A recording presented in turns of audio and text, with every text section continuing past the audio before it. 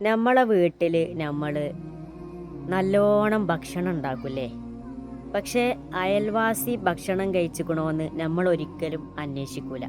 അതെന്താ അങ്ങനെ? അള്ളാന്റെ റസൂല് പറഞ്ഞില്ലേ സല്ലല്ലാഹു അലൈഹി വസല്ലം, അയൽവാസി പട്ടിണി കിടക്കുമ്പോൾ നിങ്ങൾ വയറ് നിറയ്ക്കരുത് കേട്ടോന്ന്. അപ്പം നമ്മൾ വയറ് നിറക്കുമ്പോൾ അയൽവാസി പട്ടിണിയിലാണോ എന്ന് നമ്മൾ അന്വേഷിക്കണ്ടേ?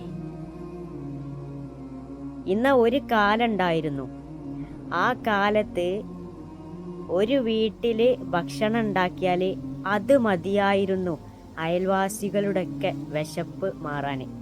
കവി പാടിയതുപോലെ, ഒരു വീട്ടിലടുപ്പ് പുകഞ്ഞാൽ മറുവീട്ടിൽ പശിയില്ലാർന്നേ, ഒരു കണ്ണ് കലഞ്ഞ് നിറഞ്ഞാൽ ഓടി വരാൻ പലരുണ്ടാർന്നേ. അതെ, ഒരു വീട്ടിൽ അടുപ്പ് പുകഞ്ഞാൽ അത് മതിയായിരുന്നു അയൽവാസികളുടെയൊക്കെ വിശപ്പ് മാറാൻ.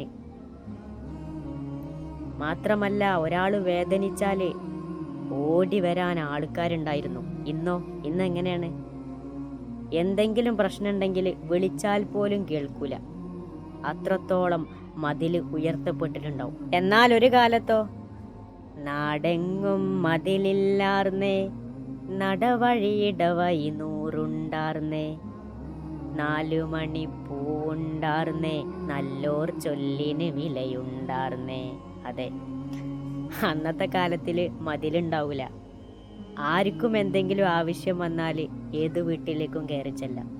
ഗേറ്റ് പൂട്ടിയിടൂല. 4 മണി പൂവുണ്ടാർന്നേ, നല്ലോർ ചൊല്ലിന് വിലയുണ്ടാർന്നേ. നല്ല മനുഷ്യന്മാരുടെ വാക്കിനൊക്കെ വില ഉണ്ടായിരുന്നു. കുട്ടികള് അവിടെ കളിക്കുകയാണെങ്കിൽ ആർക്കും പറയാ കളി നിർത്താന്. അപ്പൊ കുട്ടി കളി നിർത്തും. എന്തേ?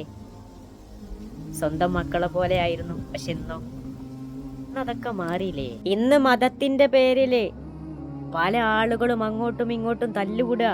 പക്ഷെ അന്നും പല മതമുണ്ടാർന്നേ, അതിനപ്പുറം അൻപുണ്ടാർന്നേ, എന്റെ പടച്ചോൻ നിന്റെ പടച്ചോൻ എന്ന് പറഞ്ഞൊരു തല്ലില്ലാർന്നേ. അതെ, അന്നത്തെ കാലത്തില് എല്ലാവരും സൗഹൃദത്തിലായിരുന്നു. അപ്പൊ നമുക്ക് പുരോഗതി കിട്ടണമെങ്കിൽ ഇനി മുന്നോട്ടല്ല സഞ്ചരിക്കേണ്ടത്, ഇനി നമുക്ക് പുറകോട്ട് പോണം.